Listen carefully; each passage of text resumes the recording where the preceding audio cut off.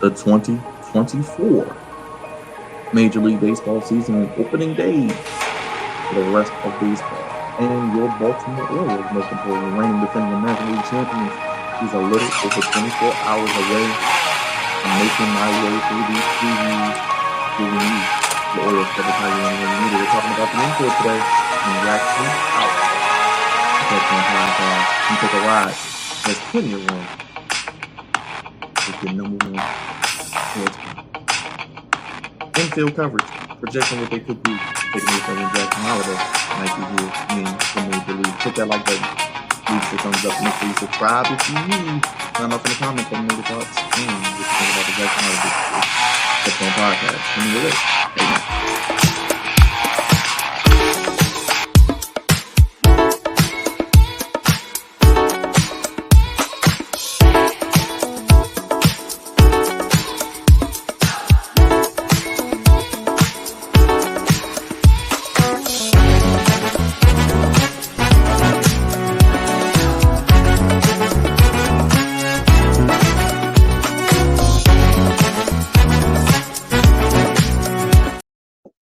Bird Lane, Flex Zone family, Orioles fans, baseball fans. Thank you for joining me yet again on the Flex Zone podcast. Only place giving you your Orioles coverage and sports, how you want it, when you need it. God's favorite host with the most, back again for another video.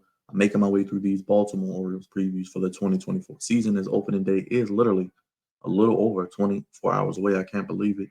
And we're heading into the month of April almost as we head into Easter this weekend. So you celebrate that, happy Easter, or whatever you are celebrating as well. Now, I broke down Brandon Hyde. I started with him. I always want to start with the manager. Is this a make or break year for him?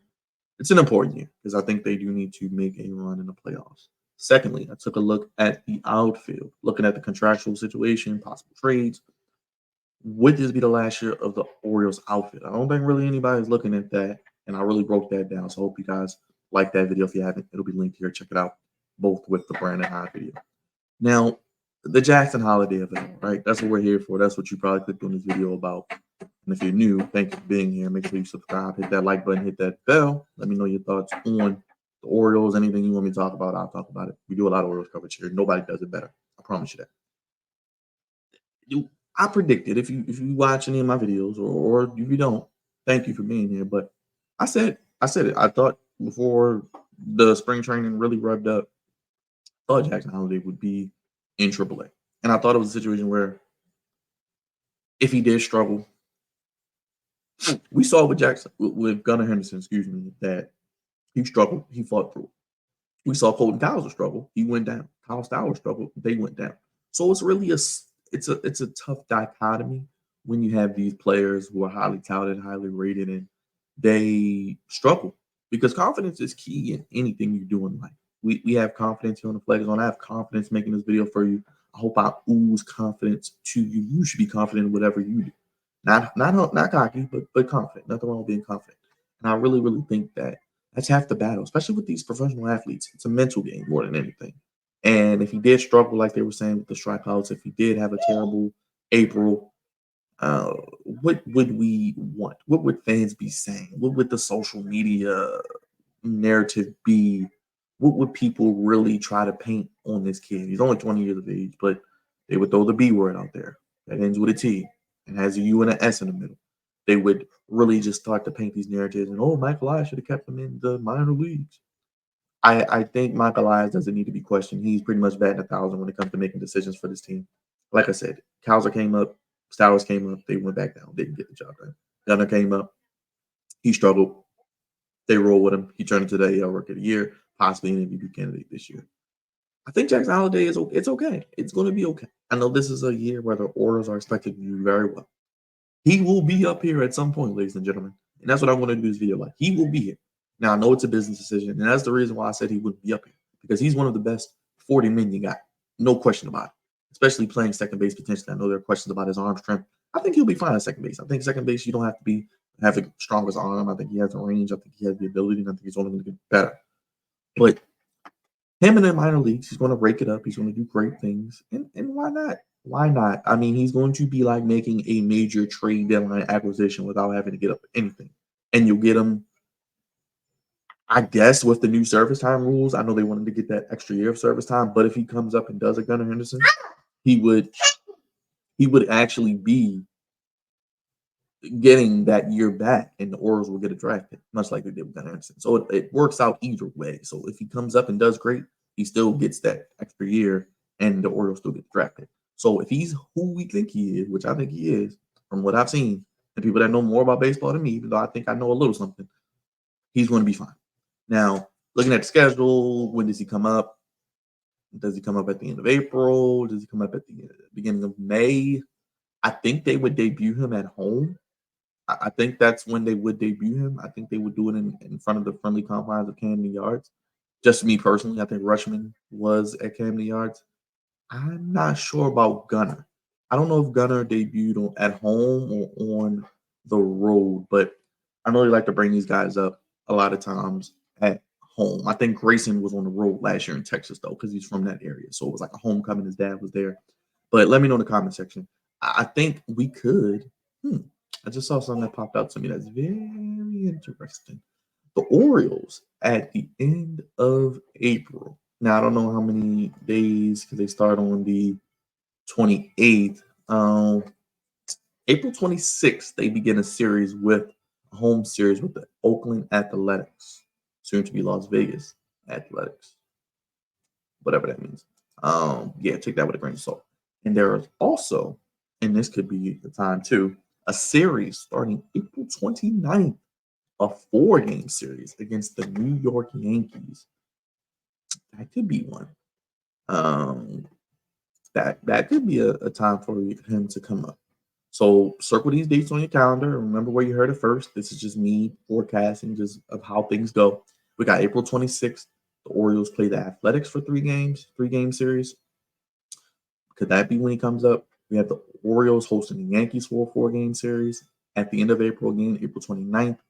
And then we also have the Orioles hosting the Diamondbacks, reigning National League champion Diamondbacks, May 10th as well, which is a 3-game series, and May 13th against the Blue Jays. And then they got the Mariners on that homestand as well. So I know I just threw a lot at you guys. The guy's going to be up. Like I said, first of all, don't panic. Don't stress yourselves out. He's going to be here. He is one of the best 40 men on the roster. He's going to help this team. He's going to elevate this team. This team is going to win.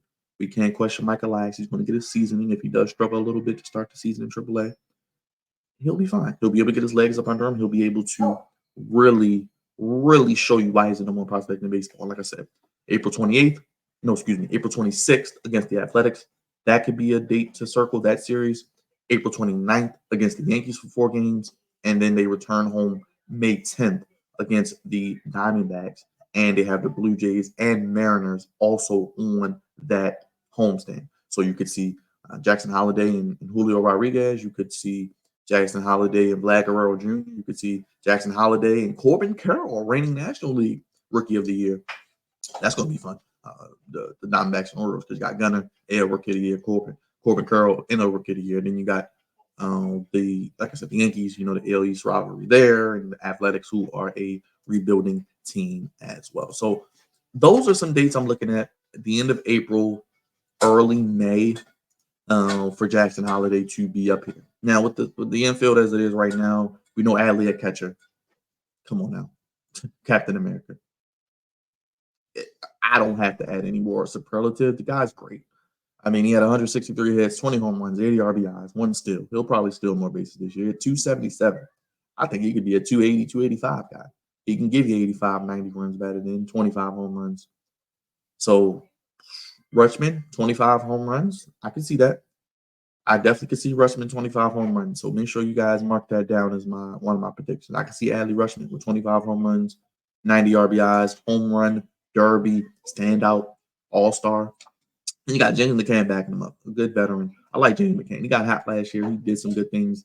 He had 6 home runs, 26 runs batted in, and he had 222. So let's see what he can do. I mean, I like him. It's like having a good backup quarterback. You know what I mean? In the NFL. You got your guy in Adley Rutschman, the quarterback kind of. You got your good backup behind him in James McCann. Kind of like the Browns having Flacco this year, if you follow football. Having that good backup that can really carry you and be that bridge if the starter has to miss time or he has some rest that he needs. Mounty at first, I'm glad he's back healthy. Looks like he's good to go. No more vertigo. I mean, he mashed. He's probably with Tony Taylor's Anthony Santander, the second best power hitter. Him and Gunnar. I mean, they're right there, top three. 18 home runs, 68 runs batted in. If you think he's healthy, he had 270. So I mean, he's only 27. As I said, if he's healthy, he's hitting 275, 280. He's probably driving in 70 plus runs. He's probably hitting over 20 home runs. So there's another 20 home run guy. So you got Mountcastle, Rutschman over 20. I already said Santander over 20. I could see Mullins and Hayes 15 to 20. So that's 3. And when we get to Gunnar, I think that's another 20. O'Hearn is backing him up at first. I mentioned him yesterday in the outfield. He's versatile in DH as well. He could hit you another 10 to 15. I think he may drop a little bit, but we'll see. I think he's a great fit here in Baltimore. And Westberg at second. I did a video about breakout players for the Orioles this year. He was one of the guys at the top of my list. I mean, he only had 3 home runs last year. I'm willing to bet he's going to hit more than 3 home runs. Will he hit 20? He has that kind of power, but he may be in the 15 to 20 range. He had 260.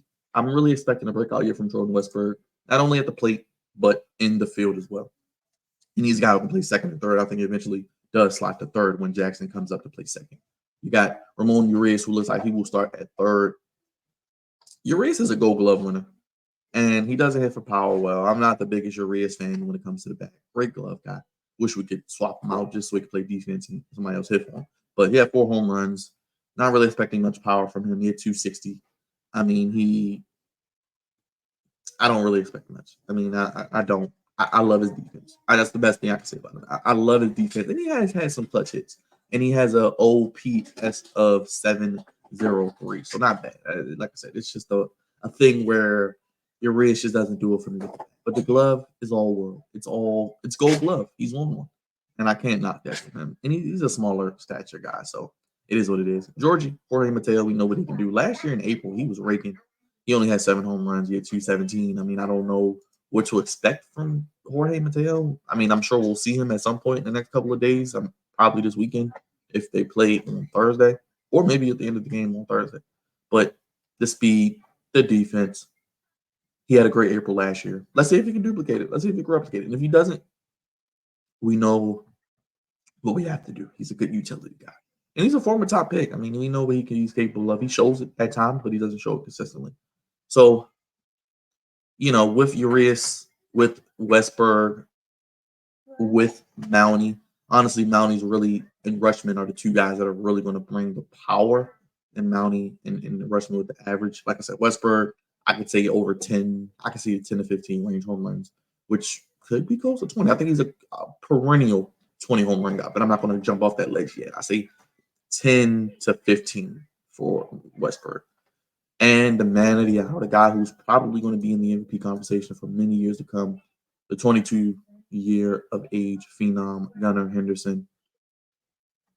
28 home runs, 82 RBIs. He had 255 after a terrible first 2 months, which let's just think if he was just, I don't know, average for those 2 months, April and May, he probably would have hit 35 home runs, drove in 100 runs almost.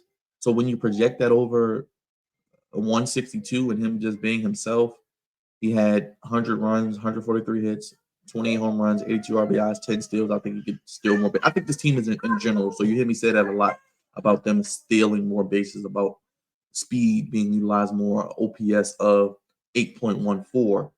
I think this is a guy who does it all. He's a 5-tool guy. He's an MVP candidate. I mean, Rutschman is the part of the foundation, but I think Gunnar is your guy. And I think Rutschman's a superstar too, but I think Gunnar is just your face of the franchise guy that when you think of the Baltimore Orioles, you think of Gunnar Henderson. And I think Henderson 1, Rutschman 1A. It really depends on who you ask, but Henderson, because he's going to be the guy hitting 30 home runs. He's going to be the guy on the magazines. He's going to be the guy in the All-Star game. He's going to be the guy probably starting at shortstop. I think they said this year he is going to be at shortstop. They're going to keep him there planted, which I love, playing one position. And I think he's going to have a big series. I think he had a really good spring. He battled an oblique. Glad he got that out the way earlier. He had a 1.154 OPS. So he looks like he's rounding into midseason form.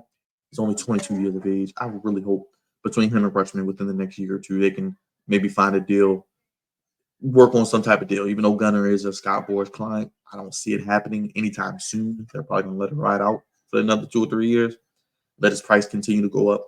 Maybe Rutschman. Maybe they can start out with Rutschman. Maybe give Rutschman a nice extension. I can see Rutschman taking a nice extension and getting paid. But I think Gunnar, man, he's going to have a really good year. And you look at the American League, Otani's gone. Judge can't stay healthy. Why not Gunnar in the MVP conversation?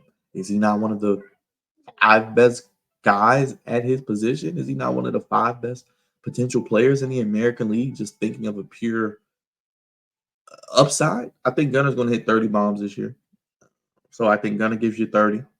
I think Mountie gives you 20 to 25. And I think Rushman gives you 20 to 25. So 70 between those 3 guys. I said 60 to 65 for the outfield. I think I could be around 70 for the infield with between Rutschman, Mountcastle, and Gunner. And if Westberg gives you 10 to 15, that'll help as well. So really think the end of the Baltimore Orioles is really good. I mean, they're going to play good defense. They're going to have one of the best fielding infields in the league. I really don't think this is a weakness. I don't think there's any glaring hole. If you do have an injury, if you do have a guy who's streaky or a guy that's ice cold, you got Mateo, you got Urias, you got Tyler Nevin who's here, you got Nick Maton who made the roster. So congrats to those guys. I'm sure Brandon Hyde, he loves using all 40 guys. So we'll get an opportunity to see some of these guys play and see what they can do in the field and see what they can do with their bat. Let's see if we get maybe another guy who's like a Jorge Mateo, if it's not Jorge Mateo in April, to really just stamp their plant their flag and have a great April. And then maybe they fall off the face of the earth. But hey, like I said, you want to start fast, you don't want to start bad. And I think this team, infield wise, is very, very good, very, very above average, and should be someone who an infield that we should really look at as one of the best in the American League. And let's look at it. Let's look at it, because I really love what we're going to see from this team on the infield side. And I really think that, like I said, whoever's in there, they all are good defenders. They all have some type of speed. And you got guys like Gunner, you got guys like Mountain, you got guys like Westberg, you got a guy like Rutschman, who's going to do a great job calling games for the pitching staff, which we'll get into. What more can you ask for? The infield is one of the best in baseball, and I think you only see them continue to get better, especially once Jackson Holiday gets up here. As I mentioned, look for that April series against the Athletics. Look for that April series against the Yankees. Look for that early May series homestand against the Blue Jays, Diamondbacks, and Mariners as well. And I want to hear from you down in the comment section. I know I was rambling. I know I was giving you all the stats. I was giving you all the nerd stats.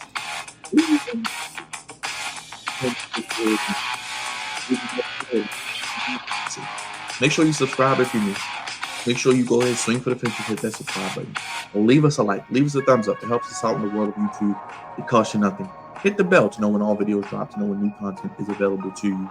And it's most importantly, like I said, the comment section is yours. Let me know what you want to talk about. Give me your thoughts on the infield or anything else with this team. And what are you looking forward to most for opening day? We'll be here live for the post-game show and throughout the season. Nobody does it better. I'm just telling you confident. God's favorite host, signing off. We're hopping in the ride. You know you got shotgun space for you. We got plenty of rides for you. Plenty of room in the ride for you on the Play Zone podcast. Only place giving you that Orioles coverage and sports coverage how you want to when you need it. We the ones acknowledge this. I'm out of here, guys. I'll be back with more previews this opening day. Little over 24 hours. Okay. Have a good day, everybody.